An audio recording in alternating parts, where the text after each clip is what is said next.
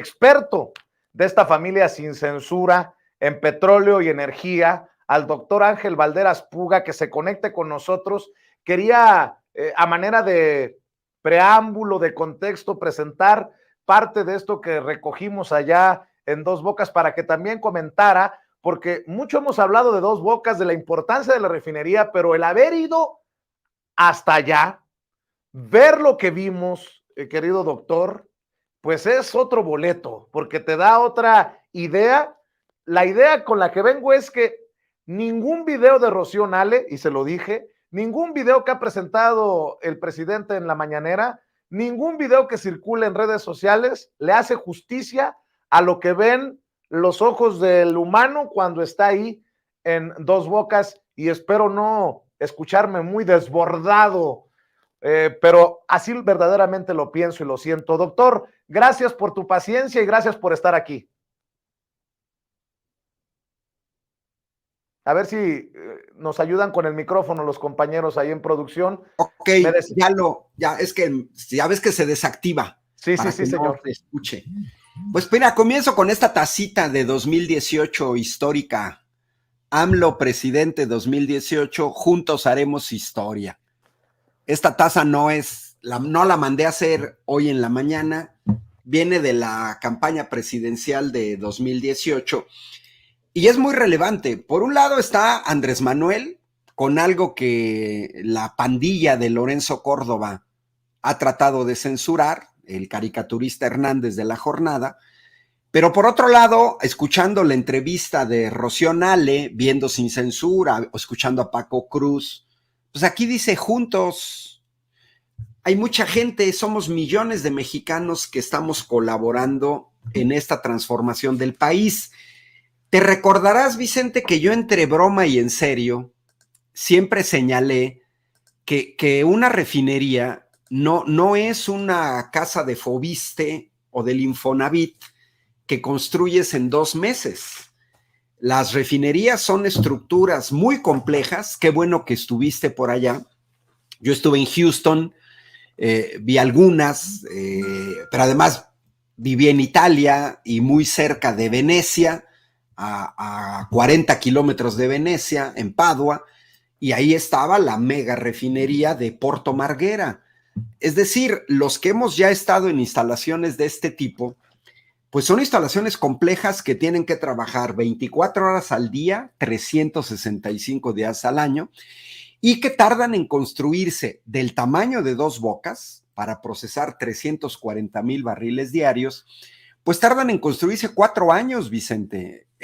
Solamente esta oposición ignorante y de mala fe que tenemos en México, que le apuesta a que le vaya mal el país, un poco lo comentabas en la entrevista anterior con Paco Cruz, pues solamente esta gente estúpida que tuvieron el control del país durante 6 sexenios, que solamente lograron construir una barda, no entienden el significado de construir una refinería, no entienden el significado de la adquisición de 13 plantas de Iberdrola, no lo entienden porque son ignorantes. Y entonces, panistas y priistas que hoy critican a la política de la 4T, pues imagínense, nos están exhibiendo como si nos hubiéramos subido a un avión. Cada vez queda más claro, México era un avión en donde el piloto era Felipe Calderón después de las 3 de la tarde.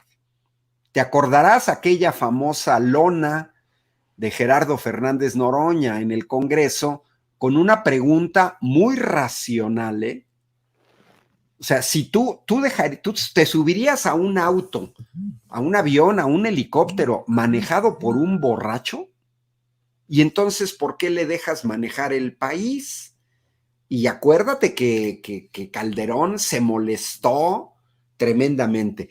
Pero eso nos exhiben, Vicente. 4 años la construcción de una refinería, 3 años y medio la India logró construir una del tamaño de Dos Bocas, pero después viene la fase de prueba. Esta gente estúpida, repito, estúpidos los de la oposición en México, creen que termina, bueno, ni una casa, Vicente, ni una casa que tú adquieras la puedes habitar inmediatamente al día siguiente, ni una casa. porque la tienes que amueblar, tienes que checar las instalaciones, etcétera. No se diga una refinería. Y las refinerías, pues pasan periodos de prueba. Si son chiquitas, antes de entrar a funcionar, porque después ya no las vas a poder parar, pues pueden tardar 3 meses, 5, 6 meses. Entre más grandes, más. Hay refinerías en Estados Unidos que antes de entrar en funcionamiento, pues han tardado 1 año digamos, en terminar su periodo de prueba, ¿no? Entonces, bueno, qué bueno que estuviste ahí en Dos Bocas. Yo espero estar a finales de mes también en Dos Bocas. Curiosamente, yo estuve en Paraíso, Tabasco, en un foro en defensa de la soberanía nacional energética. Me tocó coincidir con el ingeniero Javier Jiménez Espriu, que en la primera parte de este sexenio fue el secretario de Comunicaciones y Transportes, expremio nacional de Ingeniería, exdirector de la Facultad de Ingeniería de la UNAM, y estuvimos en Paraíso, Tabasco, en la Universidad del Petróleo, cuando a nadie se nos ocurrió que ahí iba a estar una refinería. Entonces es bastante satisfactorio haber estado en Paraíso, Tabasco, defendiendo los energéticos y ahora ver la construcción de una refinería gracias al magnífico trabajo de un presidente nacionalista, Andrés Manuel López Obrador, les pese a quien les pese, gracias a un trabajo magnífico de una secretaria de Energía eficiente, honesta y trabajadora, la ingeniera Rocío Nale, y gracias al trabajo de Víctor Oropesa y de director de Pemex, pero también de Manuel Bartlett, director de Comisión Federal de Electricidad, que también han hecho una política nacionalista en defensa de estas 2 empresas públicas. Teníamos 3, pero los panistas irresponsables cerraron luz y fuerza del centro. Entonces, esa es la situación, Vicente. Querido Ángel, creo que tu análisis es necesario, fundamental para entender con claridad lo que hace el presidente Andrés Manuel López Obrador. Venimos de gobiernos en los que buscaron privatizarlo todo, privatizaron los trenes, y como diría Laida Sansores, palabras más, palabras menos, no privatizaron a su chingada madre porque no pudieron. Pero a ver, Ángel, estamos a meses de que arranque funciones, operaciones, Dos Bocas, la refinería de la 4T. Y ayer el presidente Andrés Manuel López Obrador, sorprendiendo a propios y extraños, anuncia que el gobierno de México ha firmado un convenio para comprar a Iberdrola 13 plantas de generación de energía eléctrica que formarán parte del patrimonio público y serán operadas por la Comisión Federal de Electricidad. Dice que es una nueva nacionalización, obviamente de la mano de la soberanía energética, la nacionalización del litio, la refinería, rescatar Pemex, rescatar a la Comisión Federal de Electricidad. Ayúdanos, si me permites pedírtelo, Ángel, a entender la magnitud de esto, porque se vendrán las noticias falsas y los comentarios carroñeros en redes sociales de que el presidente está comprando puros fierros viejos, pura chatarra, cuando han defendido a capa y espada a Iberdrola. Además, el legado de Felipe Calderón, macheteado desde a ras de suelo, ¿no?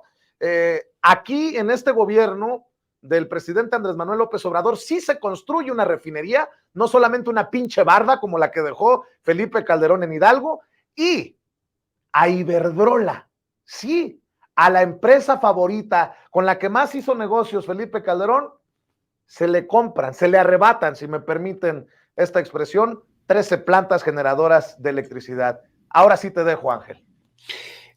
Mira, Vicente, déjenme compartir, porque vale la pena. Me parece que esta diapositiva, esta lámina, estos datos clarifican. Como siempre dice el presidente, no hay texto sin contexto.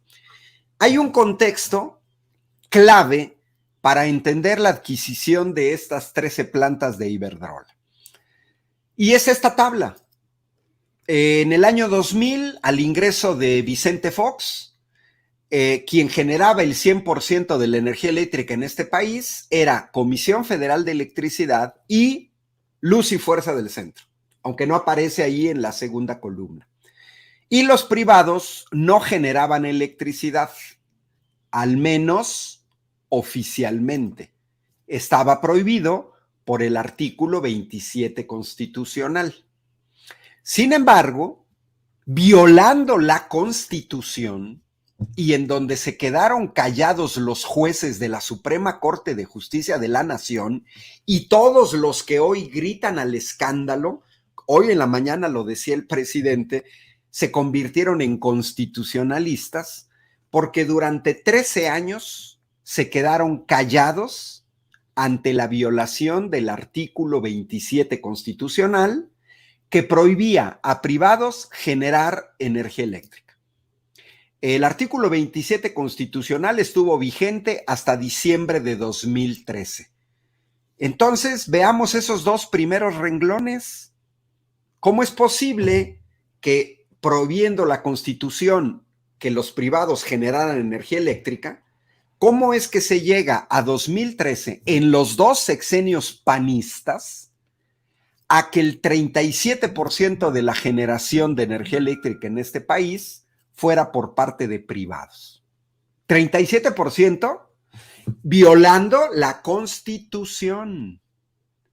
Bueno, con Peña Nieto, de 2013 a 2018, Comisión Federal, ya había desaparecido Luz y Fuerza del Centro, la desapareció Felipe Calderón. Estábamos ya en una proporción prácticamente mitad y mitad. Cuando llega el gobierno de la 4T, era 52-48. Hay que tomar en cuenta que el gobierno de la 4T en realidad toma posesión en 2019. En diciembre de 2018 estamos en esos números. Entonces, una buena medida de lo que pasó es ¿qué tomó el gobierno, nuestro gobierno de la 4T? Pues tomó los datos de 2019. Ya la mayoría de generación eléctrica en este país era por empresas privadas y además extranjeras, que eso es lo peor. Y como dejaron contratos amañados, ya firmados, y como tienen el apoyo de magistrados como Juan Pablo Fierro, que sirven a intereses extranjeros, pues para 2021, que es cuando el presidente propone una reforma constitucional para detener este futuro negro para el país, pues ya la proporción era 38-62. Y la proyección para final del sexenio, con un gobierno nacionalista, pero amarrado por contratos y un poder judicial cómplice de empresas extranjeras, era que la proporción iba a ser 30-70, a favor de los privados. Y a final de la década, ya con un segundo gobierno que va a ser seguramente de la 4T, la proporción iba a ser 15-85. Bueno, ¿qué significa esto, Vicente y el querido público de Sin Censura? Pues significaba la desaparición en esta década de Comisión Federal de Electricidad, porque todos los que sabemos algo de economía, mínimo de bachillerato, pues sabemos que si tú controlas el 85% de la generación, eres dominante. Hoy en la mañana el presidente decía que usaron una falacia para desmantelar Pemex y Comisión Federal. Hablaban de monopolio, un concepto que no se puede aplicar a lo público. Se puede aplicar a las empresas privadas. Podemos hablar el monopolio de Tesla, que no existe, pero si hubiera, o el monopolio de Microsoft. Sí se puede hablar de monopolio en empresas privadas, pero en lo público es absurdo que se hable de monopolio. Todos estos neoliberales, pues nunca le dijeron al pueblo de México que, por ejemplo, la empresa de electricidad finlandesa Fortum es 100% estatal. Tampoco nunca nos dijeron que la empresa sueca de energía eléctrica Vattenfall es 100% estatal.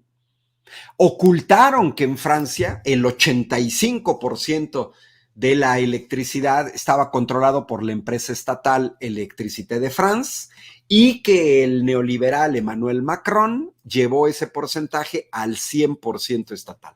Nos ocultan que Japón le está comprando petróleo directamente a Rusia, o nos ocultan que Alemania nacionalizó Uniper, filial de la finlandesa Fortum, ante sus grandes necesidades de gas y de electricidad.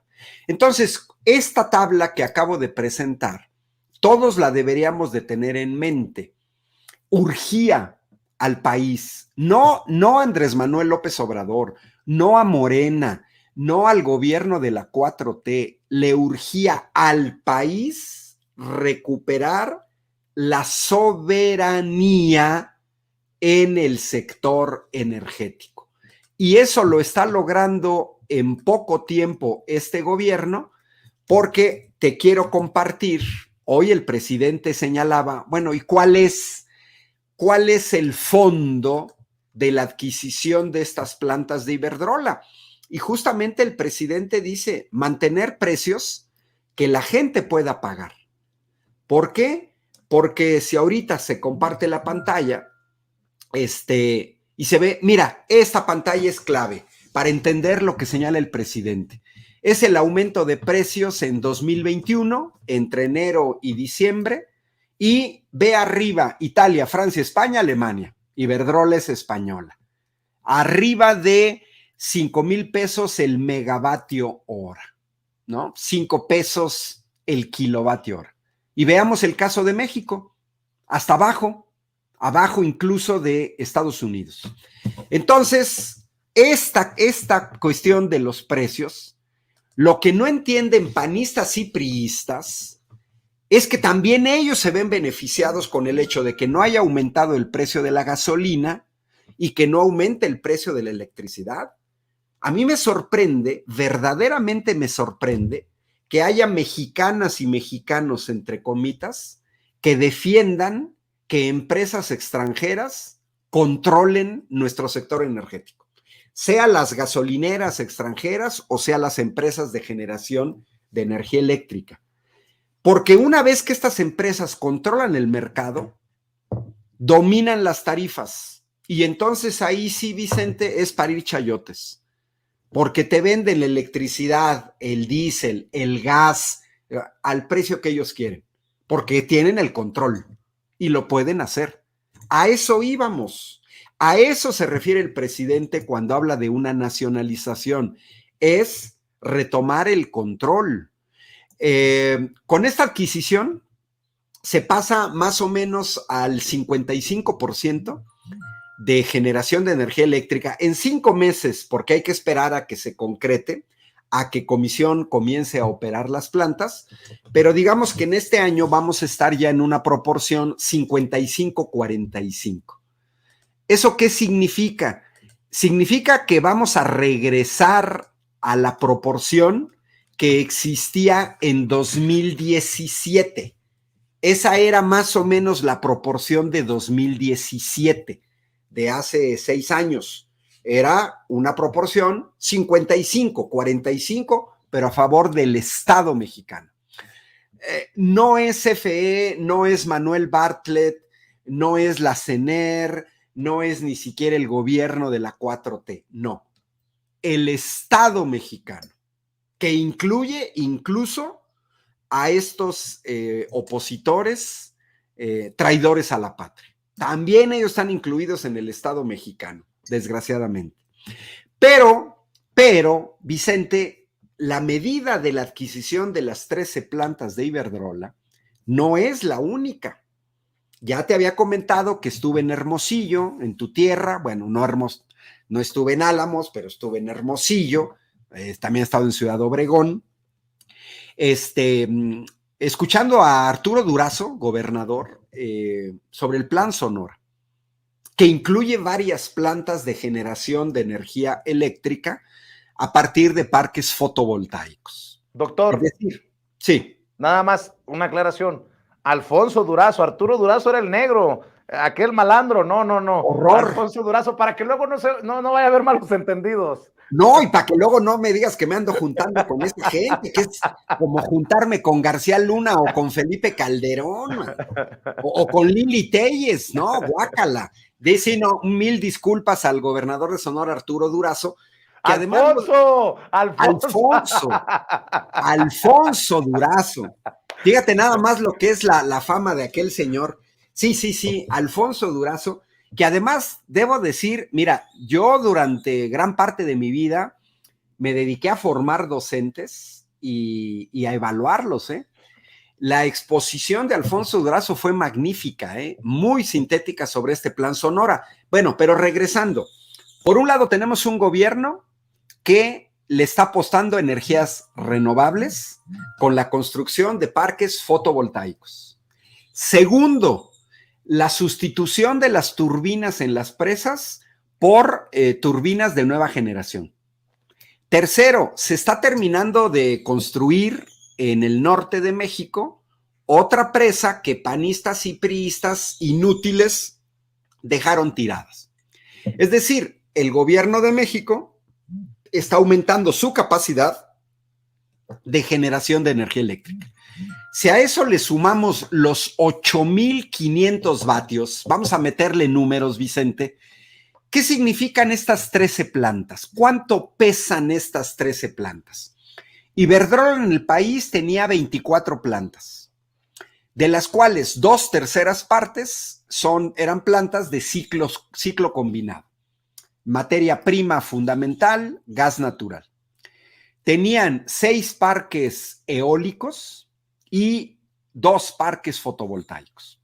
Es decir, Iberdrola tenía en el país solamente 1/3 parte de energías renovables y 2/3 partes gas. Bueno, Iberdrola le vende a México de sus 16 plantas de ciclo combinado, vende 12.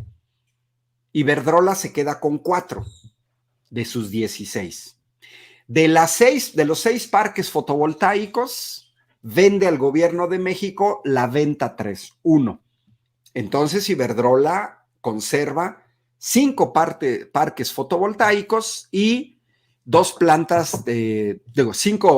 5 parques eólicos y 2 plantas fotovoltaicas. Bueno, pero mira, al igual que en las refinerías, Vicente, es menos relevante hablar de cuántas refinerías, porque las refinerías son chiquitas, son grandotas, y las plantas de generación eléctrica igual.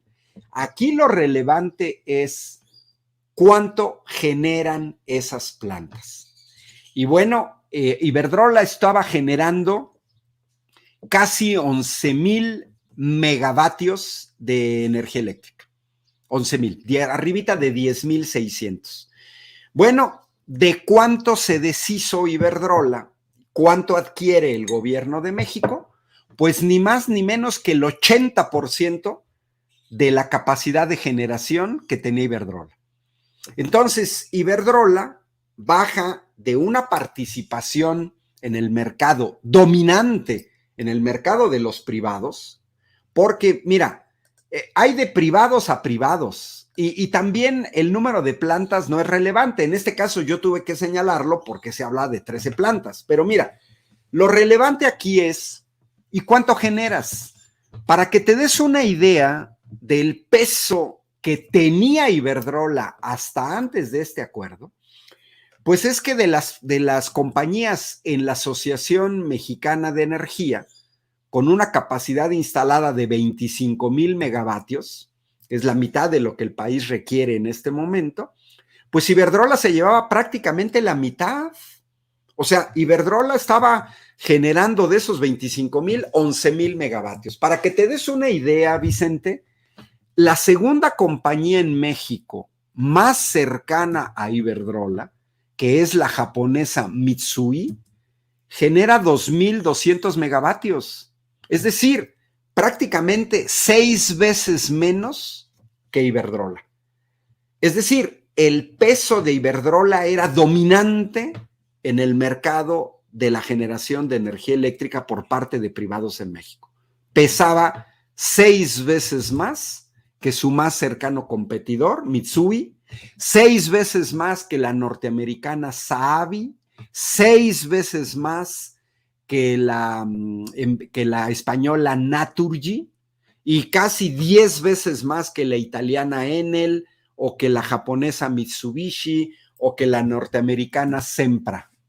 O sea, ese es el tamaño. Hoy, ¿de qué tamaño va a quedar Iberdrola? Va a quedar del tamaño de estas que te acabo de señalar. Iberdrola va a seguir produciendo en el país alrededor de 2,000 megavatios. Esa es la situación. ¿Qué gana México? ¿Por qué se invierte tanto la proporción a pasar del 39 al 55? Pues porque son 8,000 megavatios, Vicente. 8,000 megavatios, estaríamos hablando más o menos de una sexta parte de lo que el país necesita. 8,000 megavatios significan una tercera parte de lo que generaba la Asociación Mexicana de Energía, y 8,000 megavatios es ni más ni menos que el 80% de lo que generaba Iberdrola. Déjame para cerrar, doctor, preguntarte en términos históricos,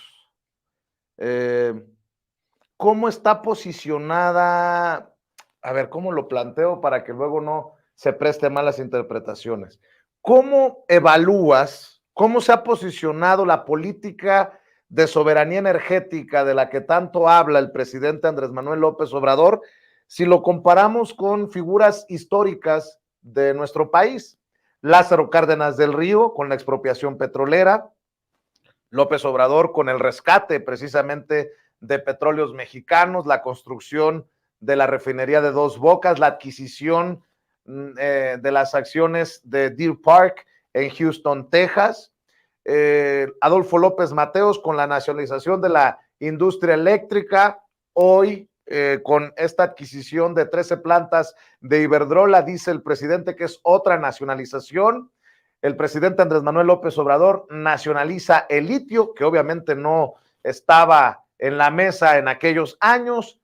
¿Cómo entender la política de soberanía energética en este año, en este momento histórico, con Andrés Manuel López Obrador al frente del país? Si se puede hacer algún tipo de comparación histórica, doctor. Bueno, pues mira, primero muchas gracias a los comentarios de Yuli Vera, que ya hasta me anda candidateando, a ver, Verónica Paredes, Rafael Vargas, pero me quedo un poco con la de Francisco López, que me da risa en YouTube. Escribió, Iberdrola queda del tamaño del Borolas. Mira, ese ingenio de la gente que sigue sin censura, me encanta. Mira, hay que recordar que Comisión Federal de Electricidad nació por iniciativa de Lázaro Cárdenas. Y efectivamente señalaste a 3 presidentes que pues son los únicos desde Lázaro Cárdenas para acá, pues solamente hemos tenido 3 presidentes nacionalistas reales. Lázaro Cárdenas, Adolfo López Mateos y Andrés Manuel López Obrador. Los momentos son distintos. Por un lado, un poco el análogo de lo que ha estado intentando hacer Andrés Manuel con la nacionalización del litio, con la ley de la industria eléctrica, con el intento de reforma constitucional para el sector eléctrico, es un poco la situación que tenía Lázaro Cárdenas en un país donde el 100% del petróleo era controlado por empresas extranjeras. Pero también hay similitudes. Hoy el presidente hace una similitud con el uso de Internet.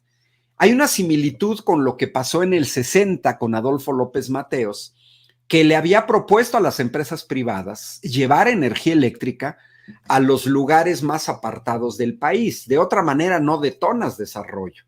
Y las empresas privadas se hicieron rosca. Y después vienen una serie de presidentes ultra entreguistas. Comenzamos con Miguel Alemán, pero luego se viene Carlos Salinas, que vende más de 1,000 empresas estatales. Por supuesto, el señor Ernesto Zedillo. donde entramos ya en una fase que yo le llamaría, Vicente, una fase lacayuna, porque es importante ver el contraste.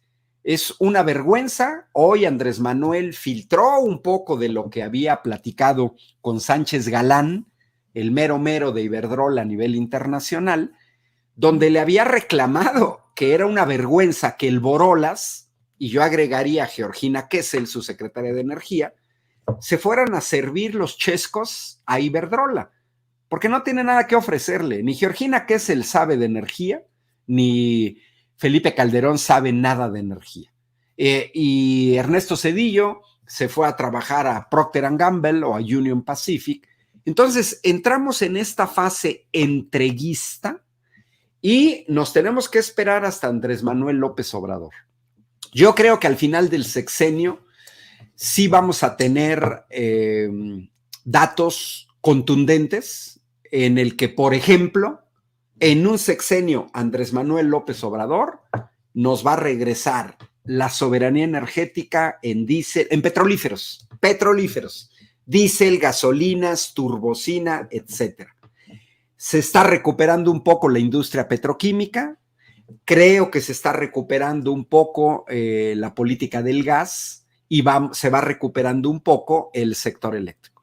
Digamos que a Andrés Manuel le tocó bailar con la más fea, en un contexto de pandemia, en un contexto de fuerte intervencionismo, pues está dando los pasos para enderezar un árbol que se tendría que concretar con otra presidenta nacionalista, ¿no? Así como tú le dijiste a Rocío Nale, ¿no? De la gobernadora de Veracruz, yo digo que la próxima presidenta, que termine esta enorme tarea, porque Vicente, fueron 6 años de desmantelamiento de lo nacional, 36 años, 6 sexenios, o sea, esto es como cuando te dejan un cochinero en tu casa, que prestas tu casa para una fiesta de adolescentes con la neurona alborotada y te dejan un tiradero que no lo vas a arreglar ni siquiera en un día. Acá en México, en esta metáfora, es lo mismo. Nos dejaron tal tiradero que es heroico lo que está haciendo el presidente, claramente un presidente que defiende el interés de mexicanas y mexicanos, incluidos los lobotomizados de la oposición, que no entienden nada, absolutamente no entienden nada. Revisaba un poco en Twitter, no me gusta Twitter, hay mucha gente muy tontita que nada más critica por criticar, señalando que no querías nada con Iberdrola. A ver, las neuronas nos las dieron para usarlas. El cerebro es como un músculo. En neurociencias hay teorías que dicen es como un músculo y que ya se atrofiaron. No sean estúpidos. ¿Qué tiene que ver? Ay, es que no querías nada con Iberdrola. Pues ya Iberdrola entregó el 80% de su generación de energía eléctrica. Ahora, es que eso ya no sirve. Por favor. ¿Por qué era importante la tabla que te presenté, Vicente? Porque hasta el año 2000 los privados no generaban energía eléctrica. Vamos a suponer Iberdrola que llegue en el año 2000, porque ellos mismos dicen que tienen 22 años en México. Bueno, si llegaron en el año 2000, ¿de cuánta antigüedad pueden ser las plantas que construyeron? Máximo de 20 años, pero seguramente hay plantas de 15 o de 10 años. Ahora, que no nos vengan con cuentos estos de la oposición. ¿Que Iberdrola perdía dinero en México? ¿Por qué se pusieron tan perruchis? ¿Por qué movieron sus piezas en el Congreso con una serie de representantes traidores a la patria? ¿Y por qué movieron sus piezas en el aparato judicial? Pues porque era un gran negocio en México. Oye, Vicente, si no pagaban lo que tenían que pagar por usar la red de transmisión eléctrica de Comisión Federal de Electricidad, y si no se hacían cargo de las plantas de respaldo necesarias para resolver el problema de la intermitencia en sus parques fotovoltaicos y en sus parques eólicos, pues era un negociazo redondo. Nada más que hoy, ¿qué les pasó? Se les apareció la 4T, se les apareció la insurgencia cívica de 2018 y pues, el presidente dijo, miren, hay ganancias, sí, pero no el lucro, no ganancias excesivas. Así es que muy bien por el presidente, de nuevo, a su salud, un cafecito, ¿no?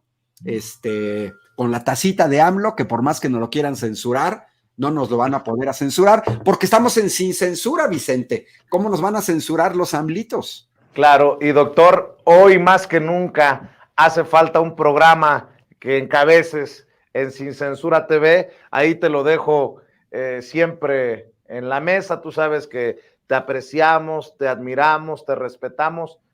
Urge por todo esto que está ocurriendo y que seguirán las reacciones ante los anuncios del presidente de aquí al 2024, por lo menos. Ahí nos avisas qué disponibilidad tienes y yo sé que la audiencia de Sin Censura lo apreciará. Por lo pronto, doctor, como siempre, tus redes sociales para que estén al pendiente de lo que escribes. Ángel Valderas en Twitter, en YouTube, en Facebook. Y bueno, ya publicando más en medios, ni modo, estoy publicando ya en el Universal en la versión nacional, después de 2 años de publicar en la versión regional aquí de Querétaro. Y pues sigo colaborando con la revista de la Unidad de las Izquierdas y publicando en medios regionales. Y muchas gracias de la invitación, Vicente.